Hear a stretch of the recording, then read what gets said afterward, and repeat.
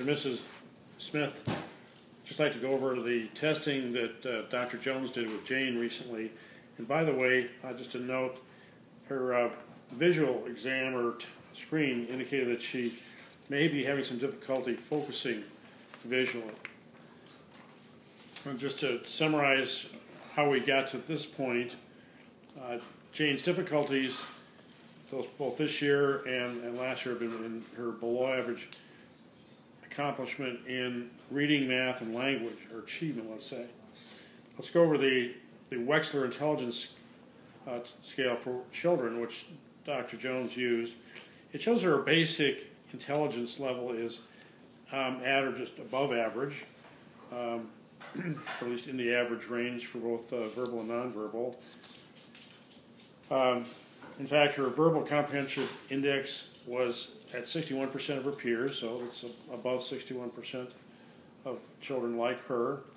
Her perceptual reasoning index was at 55%, and that index is designed to measure nonverbal concept formation, visual perception and organization, etc., which I'll show you in a minute can be indicative of perhaps Jane's deficits here. In other words, the PRI, as we say, is suggesting that her abilities in this domain are less than equally developed.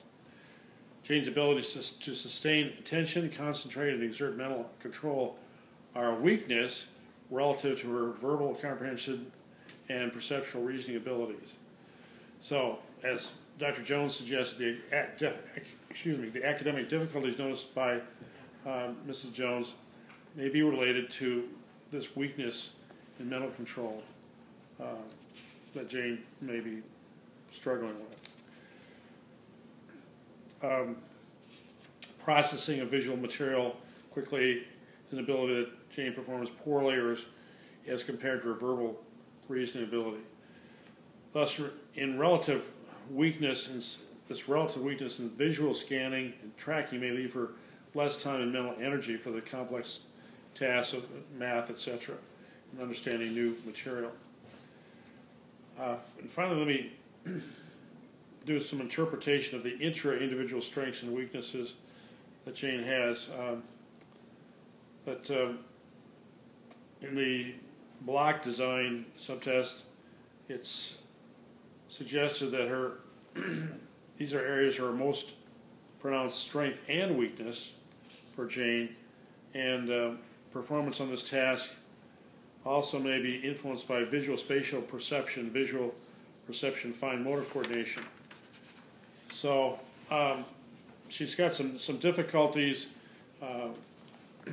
in processing information, but Dr. Jones also came through with a couple of good recommendations. She suggests that she should be encouraged regularly and frequently to review information like multiplication tables, and that you can help her with that. And she should be encouraged in her efforts to complete homework while avoiding an overemphasis on high grades. You may wish to focus on the quality of her work and timely completion of assignments. So if you have any questions, we'll be glad to answer those too. Thank you.